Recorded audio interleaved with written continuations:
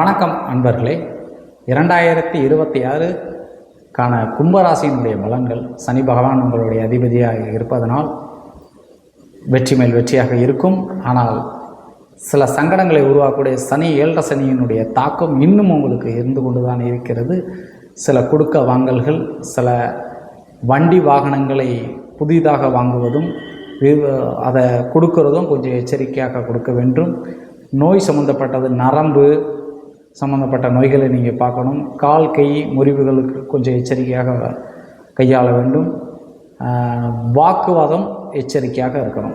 அதாவது நீங்கள் வாக்குவாதத்தை கொஞ்சம் சனியினுடைய, ஏழரை சனியினுடைய தாக்கம் இருக்கிறதுனால வாக்குவாதம் கொஞ்சம் மிக முக்கியம். விரைய செலவுகள் கொஞ்சம் வர்றது கொஞ்சம் வாய்ப்புகள் இருக்குது. புதிதாக வீடு, கல்யாணங்கள், அதுகளுக்கு உண்டான வாய்ப்புகள் உங்களுக்கு நிச்சயமாக இருக்கிறது.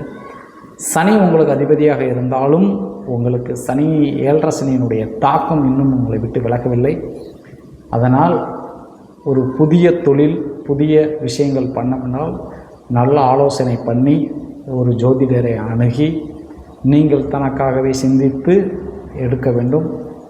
இந்த 2024 தொழில் முன்னேற்றம் மிக வெற்றியாக இருக்குது. ஆனால் கவனமாக இறங்க வேண்டும்.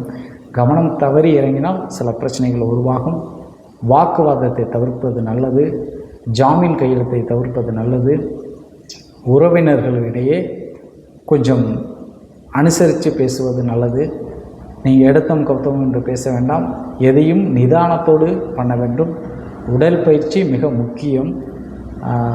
ஒவ்வொரு விஷயத்தையும் சிந்தித்து செயல்பட வேண்டும். நண்பர்களே, உங்களுடைய கும்பராசிக்கு இந்த ஏழரை சனியினுடைய தாக்கம் இருப்பதனால் இந்த 2026 தொழில் முன்னேற்றம் நல்லா இருக்குது.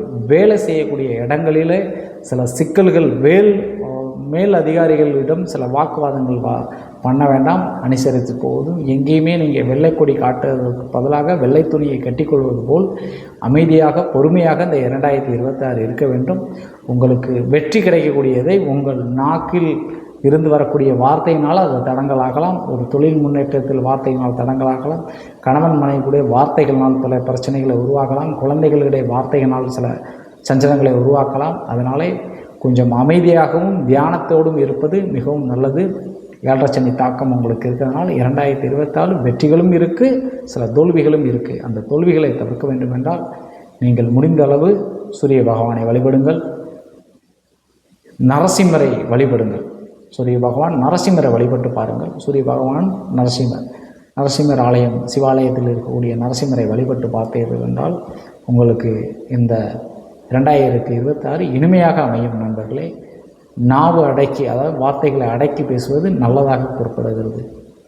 வெற்றி மேல் வெற்றி கிடைக்கும். நரசிம்மர் சிவபெருமானை வழிபடுங்கள். உங்களுக்கு வெற்றியாகவே இருக்கும் 2026. வணக்கம்.